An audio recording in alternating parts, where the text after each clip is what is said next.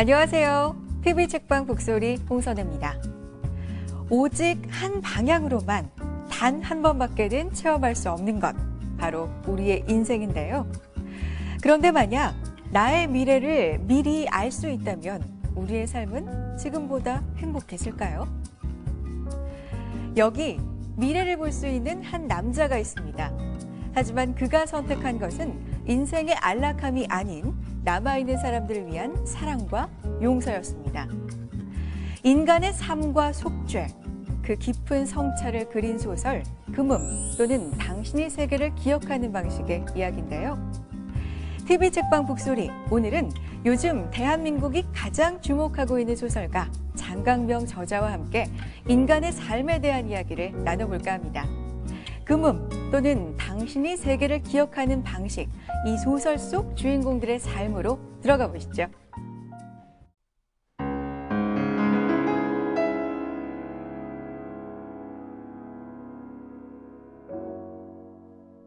죗값을 받고 그다음에 조용히 사는 게 진정한 속죄라고 생각합니다. 사과를 하던 피해 보상을 하던 피해자의 마음에 들 때까지 하는 게 저는 교회를 다니기 때문에 기도하는 걸로 속죄하는 게 뭐 다른 것도 다 중요하지만 글을 쓰는 것도 한 방법이라고 생각하는데요. 뭐 소설이나 뭐 자서전이나 그런 방식으로 다시 한번 반성하면서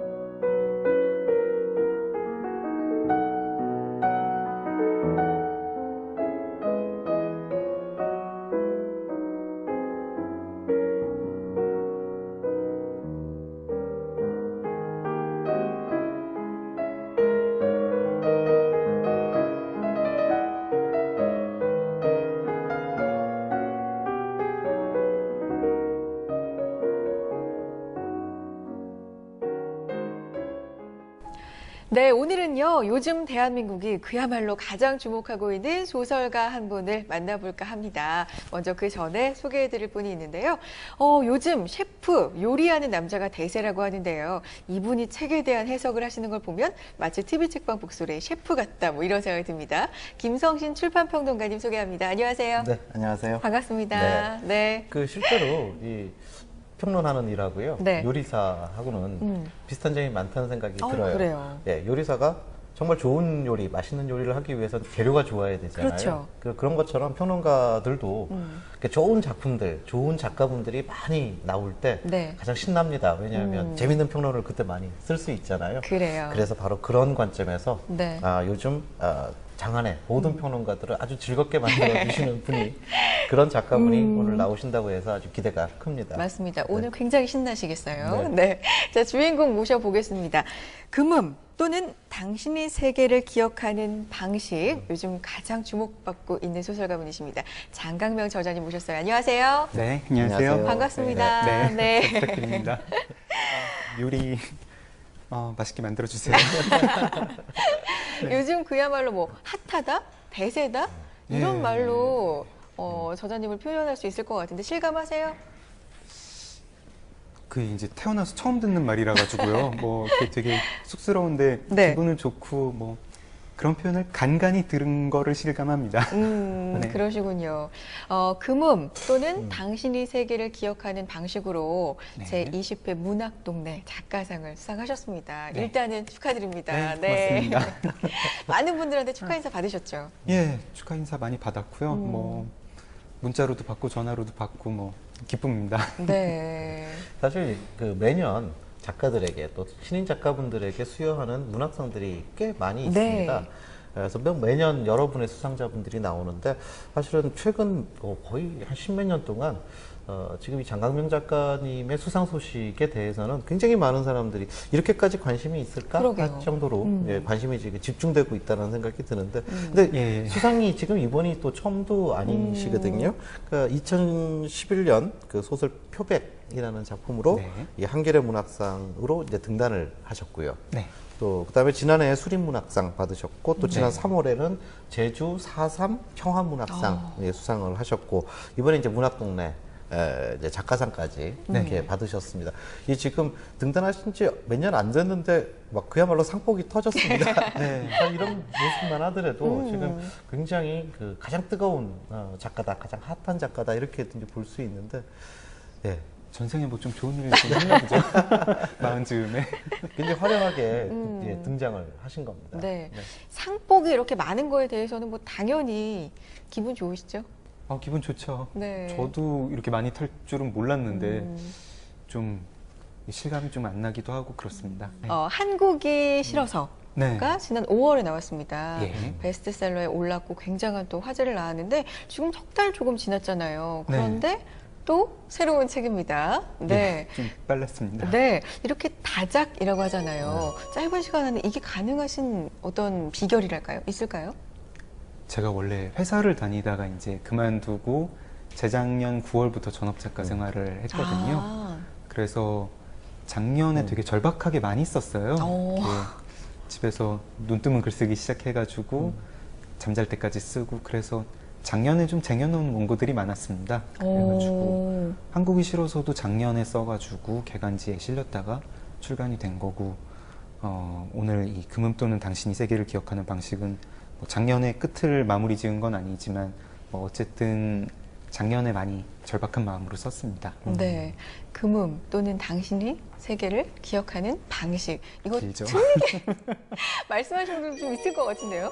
저도 처음에 좀 이렇게 제목이 입에 안 익어가지고 뭐 다음 작품이 제목이 뭔가요? 뭐 이런 질문을 받으면 금음 한 다음에 뭐 이렇게 말을 좀 이렇게 씹을 때도 있었거든요. 근데 그래서 출판사에서는 좀 제목을 바꿨으면 하고 바라더라고요.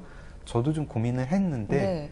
근데 이 제목에 제가 애착이 있고 뭐 처음에는 좀 입에 달라붙지 않아도 그 제목이 제가 생각할 때는 책 내용이랑 어울린다고 생각해요. 그래가지고 좀 고집을 부렸습니다. 네. 저 출판 전문가로서 네네. 한마디 거들자면 어떤 길어도 괜찮습니다. 왜냐하면 모든 그 독자들이 모든 책의 제목을 끝까지 다 써서 검색하지 않고요. 아예 길어져 버리면 그 장강명, 금음 이렇게만 검색해서 책을 찾거든요. 그리고 이제 출판사가 지금 일단 표지 디자인에서도 그걸 염두에 두고 잡았어요. 금음이라는 글자가 제일 크게 제일 맞게. 크고 잘 예. 보이게. 그 뒤로 이제 마치 부제처럼 제목에서 이어지는데 안심이 됩니다. 네. 아무 상관없습니다. 그리고 좀 길다는 게 어떻게 네. 보면 좀 독특한 그런 좀 특색이 되는 것 같기도 하고요. 예, 네. 제가 쓴 소설 중에서도 제목이 제일 깁니다. 그러시군요. 아까 10년 동안 이제 직장 생활했다. 네. 저널리스트셨어요. 이제 기자로서 활동을 하셨는데 이 기자들에게 이제 마감 시간이라는 게 네. 굉장히 중요하잖아요. 그러니까 예. 저도 가끔 언론사 가보면 시간 잘못 잡아서 그 마감 시간에 들어가면 내가 지금 과연 이 사람들 눈에 보이는 사람인가 아니면 투명 인간인가 왜냐면 아무도 아는 척 못하고 그냥 정신없으니까. 정신없는 네. 그런 매일 그것이 일상이지 않습니까? 네. 그래서 그런 그 기자로서 말하자면 일상적인 경험 이런 것들이 집필을 하는 데 있어서도 뭔가 영향을 미친 것이 아닌가. 뭐 절대적인 영향을 미치고 어디 보니까 있습니다. 무슨 뭐 이렇게 시간을 맞춰놓고 알람을 맞춰놓고 스톱워치 네. 들었어요. 스톱워치네. 네. 이제 제가 쓰는 전화기의 기본 앱, 시계 앱에 그 스톱워치 기능이 좋더라고요. 있죠. 네. 네. 뭐 이렇게 하다가 그만둘 수도 있고, 뭐 기록도 몇 번 할 수 있고, 뭐 그래서 그거를 정해놓고 이제 연간 뭐 2,200시간이라고 제가 저한테 정해놓고요. 그렇게 글을 쓰고 있습니다. 또 이제 마감도 이번에 쓰는 글은 뭐 몇 월 정도까지 마감해야 된다 이렇게 정해놓고 쓰는데 아직까지는 그 습관이 무너지지 않았고 저는 계속 좀 갖고 가고 싶은 습관입니다. 네. 사실 별거 아닌 것 같지만 네. 그 마감을 지켜주는 것. 이제 출판사가 일단 좋아합니다. 그럼요. 선생님 글 한번 써주세요. 그러면 계약하고 난 다음에 뭐 어떨 때는 5년도 가고 길 때는 막 10년 동안도 뭐 또 나오면 써줄게 이렇게 네. 되는 경우도 있고. 근데 그건 제가 마감을 너무 잘 맞추니까 놀라더라고요. 뭐 몇 월 며칠까지 뭘 써주세요 해가지고 그날 딱 보내면은 오늘 보내주셨네요. 뭐 이런 약간 네. 당황해하는 분위기로. 네. 근데 이게 여쭤보니까 네. 그 시간을 또 잘 맞추시는 작가분들이 있거든요. 근데 그분들 같은 경우에는 그렇게 시간을 맞추는 버릇을 애당초 몸에 이렇게 가지고 있으면 그 시간에 맞춰서 소설적 상상력이라든지 이런 것들이 발동이 된다고 그러시더라고요. 네. 예. 마감은 위대합니다.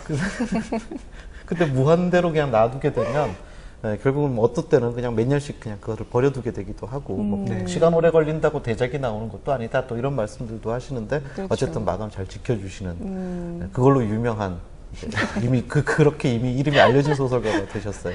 많이 청탁 주세요. 그러실 것 같아요. 마감 잘 지켜가지고 드릴게요. 깨알 때 홍보까지. 네. 네. 2200시간을 그럼 맞추시려면 하루에 이제 일과가 일어나셔서 사실 영감이 굳이 떠오를 때 쓴다 이런 게 아니라 그냥 책상 앞에 앉아서 예. 공부하듯이 네. 일하듯이 그렇게 그냥 소설을 쓰시는 거예요? 궁금해요. 아침에 제가 6시 27분으로 알람을 맞춰놓는데요. 네. 그래가지고 6시 반부터 씁니다. 어. 그리고 그러니까 2200시간을 정한 게 네. 그게 뭐 OECD 뭐 통계로 네네. 한국인 근로시간이 2100 몇 시간이 있더라고요. 그래서 길죠. 예, 그게 또 1위는 아닌데 네. 2위 국가인데 그냥 이제 한국인 평균 노동시간보다는 좀 내가 더 좀 많이. 더 많이 써야겠다. 예, 그렇게 해가지고 했는데요. 음. 큰 부담은 안 됩니다. 뭐 일주일에 한 40 몇 시간씩 쓰면 되는 거고요. 음. 하루에 한 8시간인데 아침에 6시부터 쓰면은 오후 4, 5시면은 시간이 다 됩니다. 그럼 그다음부터 이제 멍하니 뭐 이렇게 뭐 인터넷 사이트도 보고 뭐 그럽니다. 마치 고시 공부하듯이 예. 소설을 쓰세요. 그러니까 지금 그 10년 다니시던 직장을 그만두신 상태죠. 그러니까 이제 전업 작가 네. 선언하시고 예. 예, 그러니까 그렇게 가시는 거잖아요. 그러니까 그렇죠. 어떻게 보면 그런 자신만의 규격이라 그럴까요? 이제 그런 시간표를 만들어 놓지 않으면 사실 쉽게 나태해질 수 있지 않습니까? 이제 스스로 그렇게 하지 않기 위해서 예. 하시는 일이겠죠. 저도 회사를 그만둘 때 이제 제일 우려가 됐던 게 그리고 이제 제 친구들도 뭐 이렇게 우려를 해준 게 네. 뭐 이렇게 회사 그만두고 한 달쯤 후에 저의 모습이 뭐 아침 한 10시쯤 일어나가지고 뭐 아침부터 맥주 마시다가 다시 낮잠 자고 뭐 이렇게 되지 않을까. 네. 네. 그리고 제가 대학생 때는 정말 그렇게 살았거든요. 그 방학 때 정말 인간인가 나무늘보인가 하는 생활을 나무늘 네. 나무늘보도 제 앞에서 울고 갔을 거예요. 막 그 이렇게. 정도로. 네. 네. 아침에 어중간한 시간에 일어났는데 이게 오전인지 오후인지 모르겠고 막 그런 것도 능히 할 수 있는 인간인데 정말 그러다가는 되돌아올 수가 없고 망할 것 같아서 직장 다닐 때 기분으로 매일 저희 회사가 제가 동아일보를 다녔는데 뭐 출근 카드 찍는 회사는 아니었지만 출근 카드 찍는 기분으로 네, 출근하는 기분으로 글을 쓰자 그런 다짐이었습니다. 네. 뭐 지금까지는 뭐 잘 하고 있습니다. 네. 이 소설 얘기를 이제 해볼게요. 네. 소설 속의 주인공 첫 예. 장면부터 학교 폭력을 시달리던 남자 주인공이 살인을 이제 하게 되면서 네. 이 얘기가 쭉 전개가 되는데 사실 그 살인 사건에 초점이 맞춰져 있다기보다는 그로 인해서 등장 인물들의 깊은 내면에 네. 좀 더 초점이 맞춰진 소설이다. 뭐 이런 평가도 받고 있고 그런 인상을 받았습니다. 예. 이런 걸 생각하게 되신 계기가 있을까요? 이게 좀 계기가 좀 말씀드리기가 멋쩍은데요. 네. 어떤 사소한 에피소드가 이 이야기로 발전을 했습니다. 제 아내가 그 동창들을 한번 만나고 왔어요. 네. 한 재작년 즈음에 동창들을 만나고 왔는데 그때 한 동창이 다른 동창한테 얘기를 하더라는 거예요. 네가 옛날에 누구를 살짝 왕따를 시켰던 거 기억을 하냐고. 근데 그 지목을 받은 아내의 이제 또 다른 친구는 처음 들어본다고 자기는 왕따를 했던 기억도 없고 왕따를 하지도 않았고 굉장히 당황해 하더라는 거예요. 근데 그 왕따 얘기를 했던 친구는 넌 했다고 그렇게 하고 서로 이제 누구 기억이 말이 다르네요. 맞는지 예, 모르는 거죠. 왕따가 있었는지 없었는지도 모르고 근데 저한테 그 얘기를 이제 아내가 해줬을 때 제가 그 얘기를 계속 곱씹게 됐습니다. 뭐 기억에 대해서도 생각을 하게 됐고 이제 그때 지목을 한 아내의 친구는 자기가 왕따 피해자였던 건 아니었어요. 네네. 근데 만약에 왕따 피해자가 있고 자기는 그 경험을 계속 지금도 어떤 생각을 하고 산다면 기분이 어떨까 뭐 이런 생각을 했는데 그걸 이제 계속 머릿속으로 굴리다가 네. 점점 발전이 돼서 이제 학교에서 일어났던 어떤 살인 사건, 이제 일진한테 피해를 당하던 괴롭힘을 당하던 아이가 일진을 죽이고 15년 뒤에 그 아이, 죽은 아이 어머니 또 그 죽은 아이와 죽인 아이를 다 알고 있었던 여성. 같은 학교의 네. 여자아이 그렇게 서로 이제 기억을 달리하는 이야기를 쓰게 됐습니다. 예. 네. 그 이야기 이어서 그러니까 네. 좀 내용을 설명하자면 네. 학교 폭력으로 이제 살인을 저지른 이제 그 네. 남자 그리고 그 남자와 많은 것을 공유하고 있는 또 여자 또 네. 피해자의 어머니가 등장을 하죠. 예.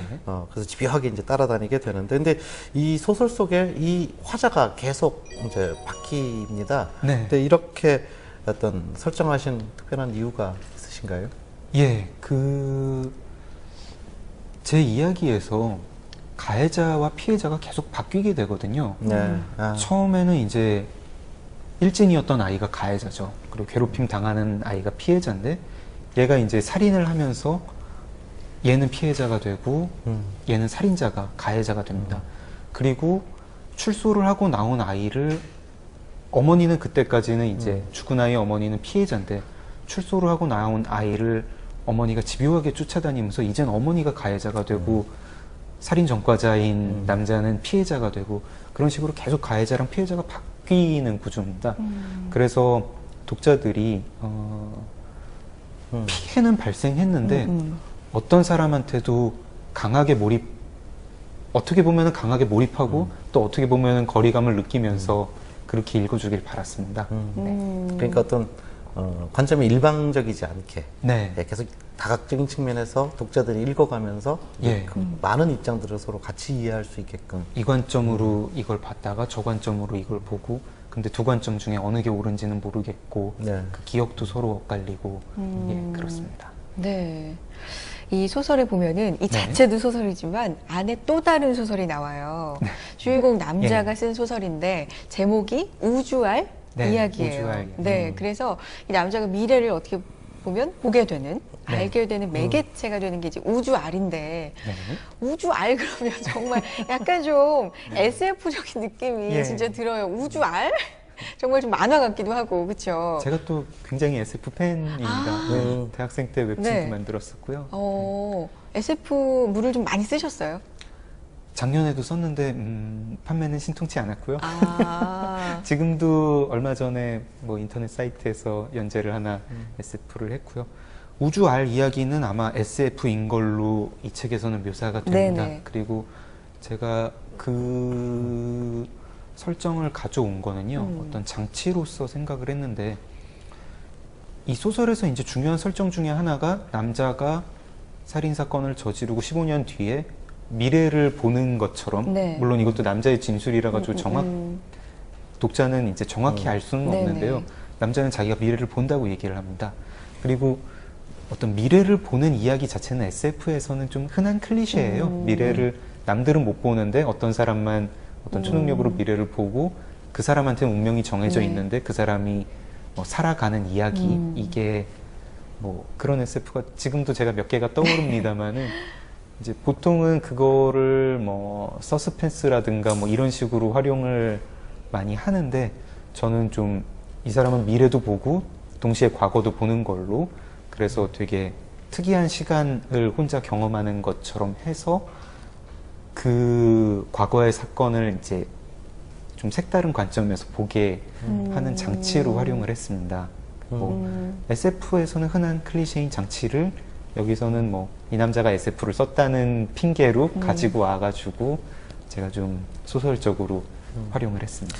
그 시간에 대한 특별한 관심이 있으신가요? 지금 방금 말씀하신 부분하고 연결해서 지금 그 우주알 이야기도 그렇고 지금 금도 그렇고 사실은 이제 시간 순서대로 가는 것이 아니라 이제 왔다 갔다 네. 하지 않습니까? 예. 이제 어떤 시간에 대해서 특별히 이렇게 천착하시는 어떤 이유라면요. 사실은 이제 제가 여태까지 썼던 소설도 이렇게 노골적이진 않지만 시간 순으로 진행되는 소설이 없었거든요. 이제 바로 전작인 한국이 싫어서는 한국이 싫어가지고 호주로 간 여성의 네네. 이야기인데 거기서도 이 여성이 한국에 있을 때랑 호주에서 겪는 사건이 번갈아 번갈아가면서 가면서 나오고. 나오게 됩니다. 시간이 왔다 갔다 하죠. 그 전에 썼던 글들도 그런 식으로 왔다 갔다 하는 게 많았는데요. 제가 여러 가지 생각이 듭니다. 제가 시간이라는 거에 대해서 되게 매혹돼 있는 건 맞고요.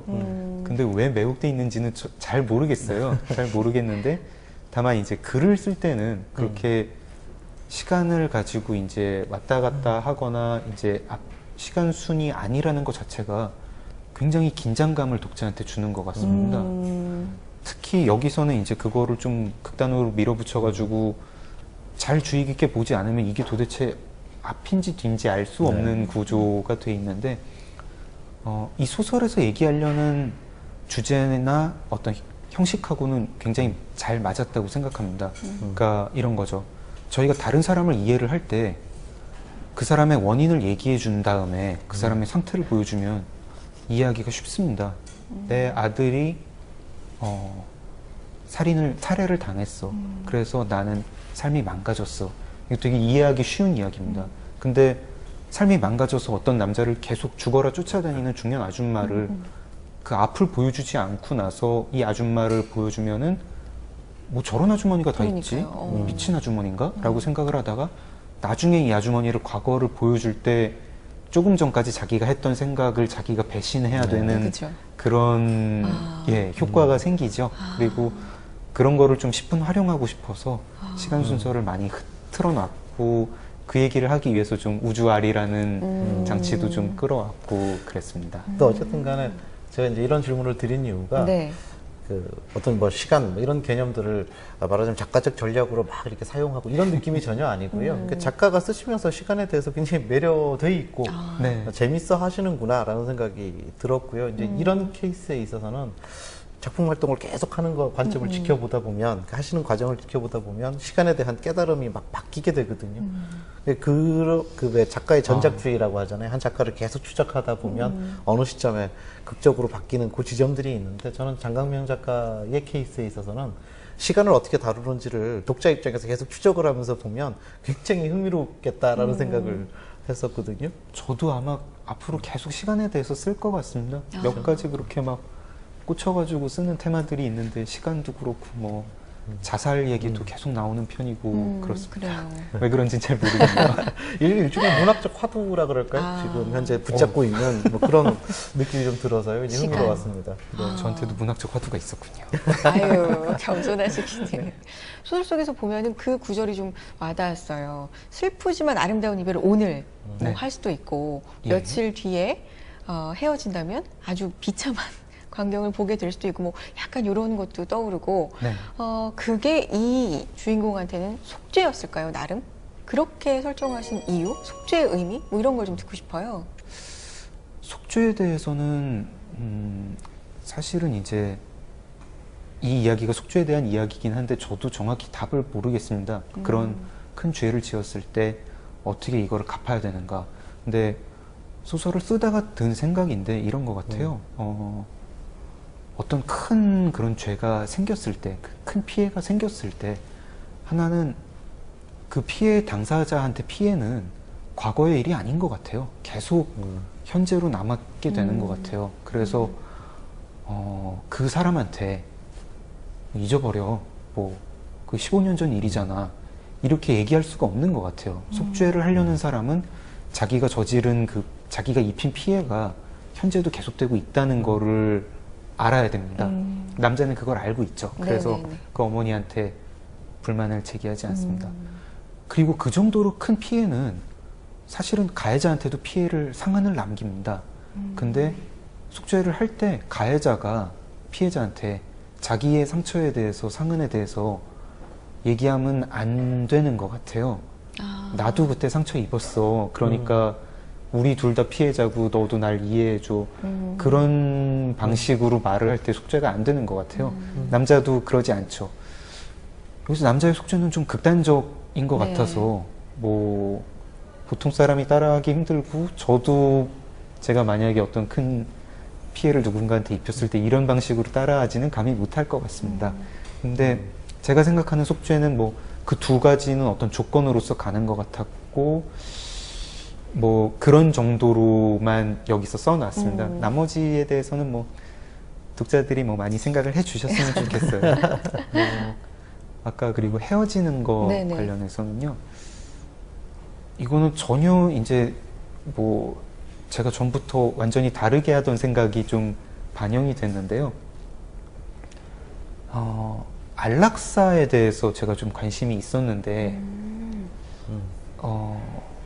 제가 좀 건강하고 그나마 기력이 있고 에너지가 있을 때 인생을 아름답게 마무리하는 방법으로서 어떤 지점에서 스스로 마감을 하느냐, 아니면 최후의 순간까지 죽음과 맞서 싸우면서 그렇게 최후의 순간까지 내가 비록 비참하더라도 맞서야 되느냐. 네. 그게 이제 생각이 왔다 갔다 하더라고요. 뭐 이게 옳은 것 같기도 하고, 사람이 그렇게 뭐 아름답게 마무리를 짓는다는 게 되게 기만적으로 들리기도 하고, 또 어떻게 보면은 인생의 의미라는 게 뭐 병원에서 이렇게 되게 생명 연장수를 받을 때에는 의미가 없다는 생각도 들고 왔다 갔다 하는데, 그런 생각을 하다가 뭐 이 소설에서 비슷한 설정이 됐을 때 본질적으로는 같은 딜레마라고 생각해요. 이 여자하고는 헤어져야 됩니다. 헤어지는데 아름답게 헤어지고 여자한테도 상처를 안 주고 헤어져야 되느냐, 아니면은 나는 이 여자랑 하루라도 더 오래 있고 싶은데, 최후의 순간까지 있고 싶은데, 그리고 이 여자도 그럴 텐데 정말 끝까지 있어야 되느냐. 그래서 갈등을 하다가 남자는 이제 좀 한 10분 정도 먼저 헤어지는 선으로 타협을 하죠. 뭐 속죄, 뭐 안락사, 뭐 이러저러하게 생각하는 게 반영이 됐는데, 뭐 그렇다고 제가 뭐 해답에 이른 건 아니고, 뭐 그냥 요 정도로 마무리했습니다. 네. 보통 작가분들은 네. 이렇게 그 작품 어떻게 해서 쓰게 되느냐, 이렇게 이런 질문들을 이제 많이 받게 되잖아요. 그렇죠. 근데 그럴 때 네. 뭐 약간 그 모호하게 멋있게 이렇게 설명한다거나, 근데 멋이 없다는 의미가 아니고요. 굉장히 정직하게 마치 남의 작품에 대한 이야기를 내가 이야기를 이 사람들에게 전해준다 하는 것처럼, 그래서도 굉장히 그 이야기를 재밌어 하시면서 그걸 지금 가르쳐주셨네요. 그래서 참 신비주의로 나가야 되는데. 네, 좀 독특하다 이런 생각도 들고, 또 그런 도식은 없습니다. 평론가들이 좋아한다고 해서 좋은 작품이고, 평론가들이 뭐 별로 시큰둥하다고 해서 좋지 않은 그렇죠, 작품이고, 그렇죠. 이렇게 볼 네. 수는 없는데, 근데 장강민 작가에 대해서는 최근에 보면 수많은 평론가들이 좋아하잖아요. 근데 그 이유를 또 좀 알 것 같기도 해요. 그러니까 해석이 닫혀져 있으면 네. 누가 보더라도 그런 해석밖에는 안 나올 것 같으면 재미가 없잖아요. 네. 근데 이제 평론가들 입장에서 봤을 때는 내가 잡은 이 가닥을 가지고 내가 큰 소리로 말하자면 우기면 예, 또 그렇게 이야기가 되고 또 다양하게 이야기가 가능하다라는 건데, 계속 그렇게 써야겠네요. 책에서도 보면 그 소설 속의 그 사랑, 또 뭐 SF 또 있고, 여기에 이제 또 그 속죄를 해결하는 드라마적인 요소, 그러니까 말하자면 독자들의 다양한 해석이 가능한 부분이 있는 것 같아요. 소설을 읽어나가는 과정에 있어서도. 네. 그러니까 그 독자들이 어떻게 읽어야 한다, 이거에 대한 어떤 패턴, 그러니까 뭐 저자가 말하자면 작가가 끌고 막 이렇게 끌고 들어가는 어떤 지점이라 그럴까요? 그런 것들이 별로 없고, 어떻게 해석하시든지 간에 이렇게 좀 던져놓는 네. 것 같은 느낌이 드는데. 예, 맞습니다. 근데 이러한 식의 어떤 해석에 대해서는 어떻게 생각하십니까? 사실은 제가 이 전에 책, 그러니까 한국이 싫어서를 냈을 때 북콘서트 제안을 받았어요. 그리고 이제 오늘은 이제 되게 많이 홍보가 될 것 같아가지고 나왔지만 사실은 그 독자와의 만남 행사라든가, 아니면 이제 저도 SNS를 하는데 네. 독자들이 뭘 물어볼 때 별로 대답을 안 하고 싶은 마음이 큽니다. 북콘서트도 그래서 거절을 했고요. 뭐, 그러니까 책이 이게 좀 이렇게 좀 비유가 어떨지 모르겠습니다만은 삼겹살을 잘 먹으려면 돼지를 몰라야 된다고. 네, 이게 삼겹살이고 제가 돼지인데 제가 뭐라고 이제 왈가왈부 할수록 독자들이 책을 맛있게 못 먹는 것 같아요. 아까 처음에 요리의 비유를 들어주셨잖아요. 네. 저는 그 비유도 지금 생각해보니까 되게 적절한 것 같은데, 셰프가 어떤 재료를 맛있게 요리를 해가지고 이렇게 요리법이 있다 보여주고, 그거 그렇게 요리해서 먹는 사람도 나오고, 또 뭐 아니 난 내 방식대로 요리해서 먹을래 하는 사람도 나오고, 그런 식으로 이 책이 요리가 되길 바랍니다. 근데 또 나와서 제가 설명을 하니까 또 설명하는 것도 재밌네요. 아, 모르겠어요. 매력적이네요. 네. 어쨌든 독자들과의 어떤 식의 소통이든지 간에 그 소통 자체에 대해서는 굉장히 좋아하신다는 생각이 듭니다. 예, 기본적으로 이제 제 책을 관심을 가져주고 그런 분이 있으면 너무 좋죠. 근데 제일 최고로는 책으로 소통하는 독자, 이렇게 어딘가에서 앉아서 이 책을 쫙 읽어주는 독자, 제가 만나볼 수는 없지만 그런 독자가 제가 제일 고마운 독자입니다. 그럼 이쯤에서 작가님의 목소리로 네. 한 구절을 좀 들려주셨으면 좋겠거든요. 예, 제가 어디 들려주실 거예요? 준비해온 부분이 있는데요. 네. 좀 뒷부분인데 읽겠습니다. 네. 지금까지 내가 해온 모든 거짓말들은 다 있더라도 이 말만은 기억해 줬으면 해. 널 만나서 정말 기뻤어. 너와의 시간은 내 인생 최고의 순간들이었어. 난 그걸 절대로 후회하지 않아. 고마워. 진심으로. 그러고 나서 남자는 화면을 보며 잠시 머뭇거렸다. 여자에게 하는 말이 너무 짧아 무언가 더 말하고 싶었지만 더 보탤 단어들이 생각나지 않았다. 그 말들은 거짓이면 안 되었기 때문이다. 너무 잔인한 진실도 안 되었다. 너를 만나기 위해 이 모든 일을 다시 겪으라면 나는 그렇게 할 거야 같은 말들. 사실 남자는 여자를 만나기 위해 시공간 연속체 속에서 그 모든 일을 몇 번이고 다시 겪고 있는 중이었다. 이 지금 소설 속 남자가 여자에게 보내는 마지막 네. 편지 그 대목이죠. 네. 근데 이 되돌아가도 뭐 같을 만큼 뭐 이렇게 지금 이제 표현이 되고 있는데 근데 이런 사랑이 가능할까 뭐 이런 생각도 하게 되고 책을 읽다 보면 그리고 이 바로 이런 식의 남자의 사랑을 통해서 우리가 말하자면 무엇을 느끼면 좋을까요? 어떤 면에서는요, 모든 사람이 다 이렇게 사랑하는 것 같습니다. 제가 제 아내를 사랑하죠. 근데 언젠간 헤어진다는 건 알고 있습니다. 제일 좋게 헤어지는 게 사별하는 걸 거고요. 그래도 고통이 남고, 뭐, 사별을, 방송에서 이런 얘기하기 좀 그렇지만, 둘이 동시에 죽으면은 뭐, 사별을 안 할 수 있겠네요. 근데 그거 외에는 어떤 식으로든 헤어집니다. 뭐, 이혼을 할 수도 있겠고, 뭐, 그 전에 어떻게, 우리가 누구를 사랑해도 이별하게 됩니다. 그걸 알면서 다 사랑하는 거예요. 그렇죠. 누구 만나고, 뭐, 아이를 낳고, 아이는 부모를 먼저 떠나보내게 되고, 그래서, 그럼에도 불구하고 사랑한다. 그 모든 이별을 다 겪을 걸 알 때 너는 이 사람을 만날래? 할 때, 그거 다 알더라도 난 겪겠다라는 의지가 있으니까 만나고 사랑하는 거고, 그걸 안 하는 사람은 이제 자기 주변에 벽을 쌓고 아무도 안 만나겠죠. 근데 그러지 않길 바랍니다. 다 헤어질 거 알면서 만나고 죽을 거 알면서 살고, 그게 인생의 묘미고 뭐 삶의 아름다움 아닐까. 그렇죠. 뭐 모든 태어난 생물은 뭐 인간 포함해서 다 언젠가는 죽는데 언젠가는 죽는다는 사실 때문에 지금 안 살 수가 없잖아요. 지금 살고 있는 동안 열심히 살아야 되는 거니까 그렇죠. 사랑도 그와 같은 거군요. 네. 갑자기 이렇게 엄숙해지는 게 방송에서 사별 뭐 이런 얘기. 자, 이렇게 좋게 정리를 하면서 트위터로 대답을 잘 안 해주신다고 했잖아요. 네. 그렇죠. 그러니까 독자분들이 저희 방송 통해서 또 궁금한 점을 보내오셨습니다. 네. 이건 대답해 주셔야 돼요. 네. 자, 독자 질문 보고 계속 이야기 나누겠습니다. 지금까지 발표하신 작품과 이번 작품이 여러모로 다른 느낌이 들었는데요. 그 이유는 무엇이고 의도하신 바가 무엇인지 궁금합니다. 지금까지 발표작 중에서 가장 애정하는 작품이 뭔지 궁금하고요. 그 이유도 알 수 있으면 좋겠어요. 네, 소설 주인공 인물들이 20대가 많은데 왜 그렇게 20대들이 많은지 궁금해요. 작가님, 저희 책방에 가보면 베스트셀러가 다 외국 소설인데 우리나라가 베스트셀러가 많아지려면 어떻게 해야 되나요?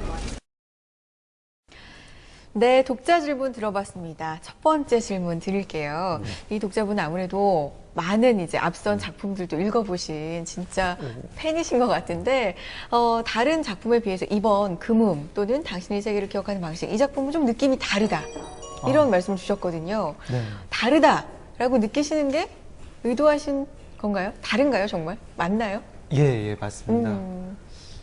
제가 좀 이제 기자 출신이고 네. 좀 성격도 좀 이렇게 약간 싸늘한 구석이 있어가지고 그 여태까지 썼던 소설들이 대체로 좀 사회성이 강한 소설들이었습니다. 좀 어떤 사회적인 이슈를 소재로 네, 삼고 아무래도 그러다 보니까 좀 밖에서 보는 사람 시선으로 소설을 쓰게 되더라고요. 그 등장인물들이 어떤 곤경에 빠져도 등장인물의 어떤 어려움 같은 거를 크게 묘사하지 않고 이제 넘어갔습니다. 좀 기자 같은 시선이었죠. 네. 근데 이번에는 뭐 학교 폭력이 좀 나오긴 합니다만은 그렇게 막 큰 비중이 그렇죠. 있는 소재는 아니고 또 뭐 어떤 그거를 다루는 방식도 뭐 사회적인 이슈로서 보는 건 아니거든요. 대신에 이제 그 새 등장인물이 어떻게 상처를 받고 이제 고통을 받는지 그런 거를 좀 묘사를 하려고 했고요. 저한테는 또 그게 하나의 도전이었고요. 제가 이제 여태까지 썼던 방식이랑 다르게 한번 써보자. 이렇게 도전이었고 좀 독자님께서 그렇게 봐주신다면 인정을 받은 것 같아서 기쁘네요. 네. 네. 그 이어서 두 네. 번째 질문 좀 드리자면 네. 지금까지 이제 5편의 장편 소설을 네. 쓰셨어요. 정말 성실하시군요. 근데 이제 물론 뭐 작품마다 다 그 기억이 다르시고 또 거기에 어떤 작가로서의 어떤 애정 이런 것들도 있을 것 같은데 이 5작품들 중에서 작가 입장에서 가장 애정이 가는 작품이라면 이겁니다. 이거. 금은 또는 당신의 세계를 기억하는 방식이 뭐 제일 최근에 써서 그렇기도 하지만 그런 도전을 했기 때문에 애정이 가고 또 이제 다른 소설들 쓸 때는 제가 그렇게 깊이 관여는 했지만 약간 그 등장인물 하나하나를 뭐 호명하면서 쓰는 건 아니었는데 네. 약간 기계장치 다루는 기분으로 쓴 그런 느낌도 있었는데요. 여기는 많이 이제 뭐 어떤 부분이 살짝 저도 울컥하기도 하고 뭐 그런 부분이 있어가지고 애착이 갑니다. 그리고 그 다음에 열광금지 에바로드라는 네네네. 작년에 쓴 소설이 있었는데요. 이것도 제가 좋아합니다. 왜냐하면 제 소설이 해피엔딩이 없는데 저는 해피엔딩을 되게 좋아하거든요. 왜 쓰는 때 저는 못 쓰는지 잘 모르겠는데 그거가 해피엔딩이라 가지고 좋아합니다. 그러시군요. 네. 전작 한국이 싫어서에서도 네. 보면 20대 후반에 이제 여성이 예. 등장을 하고요. 네. 최근까지도 굉장히 화제가 되고 있는 표백.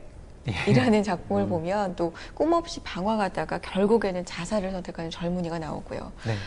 언급해 주셨던 열광금지 에바로드에는 또 오타쿠 네. 젊은이가 나오고 주로 20대 청년들에게 뭔가 좀 하고 싶은 얘기가 있으신 게 아닌가 그런 인상들이 있거든요.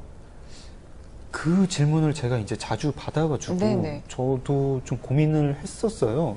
나는 왜 20대를 자꾸 주인공으로 쓰지? 이렇게 고민을 했는데 제 고민이 이제 20대 고민이랑 좀 비슷해서 그렇게 되는 거 아닌가 싶습니다. 그러니까 20대한테 뭐를 이야기하고 싶어서가 아니라 제 고민에 제일 걸맞는 주인공을 찾다 보니까 그게 20대였던 것 같아요. 그러니까 제가 늘 하는 고민이 뭐냐면 어떻게 살아야 되나인데 그러니까 금은 또는 당신이 세계를 기억하는 방식도 어떤 면에서 어떻게 살아야 되나의 방식이죠. 제가 큰 죄를 저질렀을 때, 또 저의 미래가 예정돼 있는 것 같을 때, 또 내가 과거에서 헤어나오지 못할 때, 난 어떻게 살아야 되나. 근데 그런 거에 맞는 어떤 이야기를 풀 때, 한국의 30, 40대는 이미 어떻게 살아야 되나를 별로 고민하지 않는 것 같아요. 왜냐면 너무 사는 게 각박해가지고, 일단 생존 자체가 목표가 되고, 20대일 때 그 고민을 제일 많이 하는 것 같아요. 특히 이제 요즘 20대는 어떻게 살아야 되나에 대해서 사회가 답을 별로 못 주잖아요. 뭐 열심히 살아야 돼라는 답을 주는 사람도 있고, 뭐 짱돌을 던져라는 답을 주는 사람도 있지만 그 둘 다 답이 아닌 거는 20대도 알고 저도 알고 그렇거든요. 그래서 굉장히 고민을 많이 하는데 제 소설 주인공도 고민을 어떻게 살아야 되는지 고민을 많이 하고 제일 어울리는 연령대를 찾다 보니까 20대가 오는 것 같습니다. 그래서 제가 20대한테 어떤 메시지를 준다기보다는 그거를 좀 이제 20대들이 어떻게 살면서 자기 답을 찾겠죠. 그거를 행동으로 답을 보여주면은 저한테 오히려 좋은 메시지가 될 것 같습니다. 베스트셀러 목록을 요즘 이렇게 보면요. 사실 한국 소설을 찾기가 그렇게 쉽지가 않은 게 요즘 현실이에요. 그렇죠. 네. 이런 상황에서 굉장히 주목받는 또 한국의 소설가이시고요. 그렇죠. 네. 이렇게 주목받는 입장에서 또 이런 세태를 바라보는 또 생각은 어떠세요? 궁금한데요. 그게 참 어떻게 보면 제가 그 수혜자잖아요. 이제 너무 한국 소설이 안 팔리다 보니까 조금만 팔려도 주목을 받는 거 아닙니까?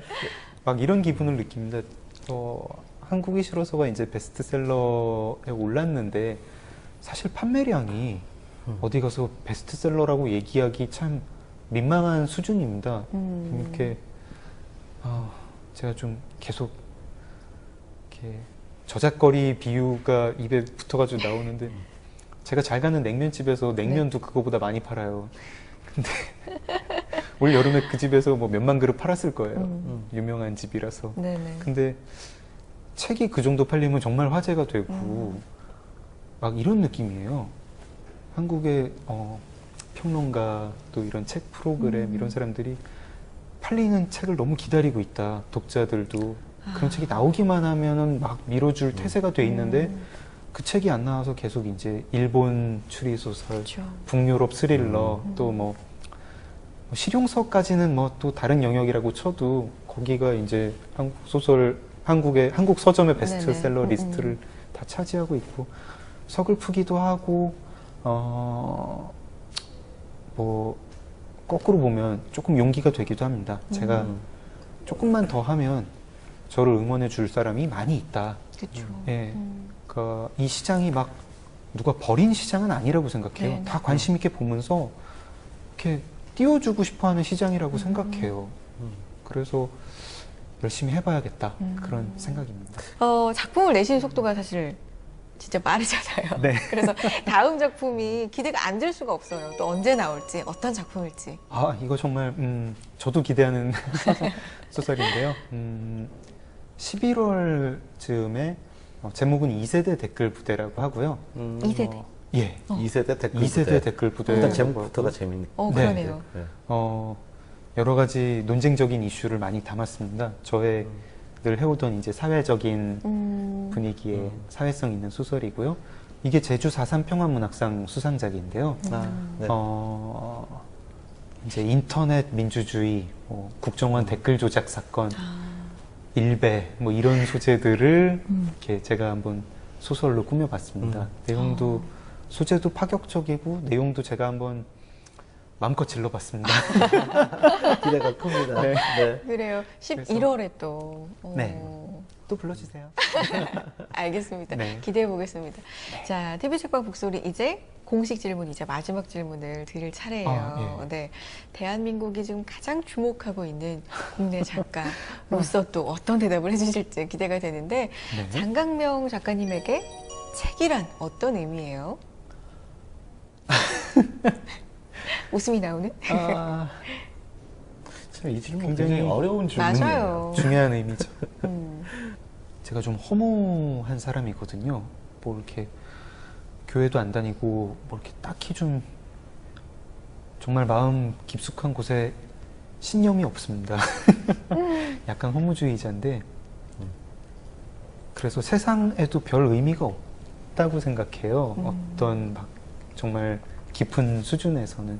근데 그거에 의미를 부여하는 게 언어고 그거를 언어를 의미 있게 짜놓은 게 책이라고 생각합니다. 그래서 책을 읽을 때나 책을 쓸 때는 되게 제가 안심이 됩니다. 이거 책을 읽는 동안 또 책을 쓰는 동안에는 제가 의미가 있는 세계에 있다. 책을 읽을 때는 어쨌든 그 저자가 직조한 어떤 세계가 있는 거고 되게 불안하지 않고 제가 책을 쓸 때는 제가 의미를 만들어내는 과정이라 가지고 뿌듯합니다. 근본적으로는 저는 세계에 의미가 없다고 생각하기 때문에 책이 만든 세계도, 책이 어떤 의미를 만든 세계도 솔직하게는 좀 기만적인 가짜라고 생각합니다. 근데 그런 가짜 의미의 안식? 얘기가 너무 재밌어요. 민망한 네. 그런 거네요. 그래서 저 같은 허무주의자한테 의미를 주는 그런 안식입니다. 어떤 사람한테는 종교가 그런 의미를 주겠죠. 저한테는 책이 그런 걸 줍니다. 의미를 주는 안식. 네, 의미의 세계입니다. 세계. 앞으로 작품 활동도 정말 많이 기대해 보겠습니다. 네, 열심히 쓰겠습니다. 고맙습니다. 고맙습니다. 네.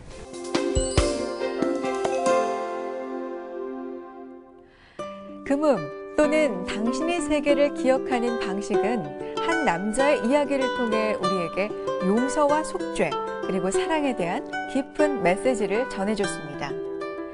요즘처럼 잠 못 이루는 여름밤, 금음 또는 당신의 세계를 기억하는 방식과 함께 인간의 깊은 내면 속으로 여행을 떠나보시는 건 어떨까요? TV 책방 북소리 다음 이 시간에도 좋은 책으로 인사드리겠습니다. 여러분 고맙습니다.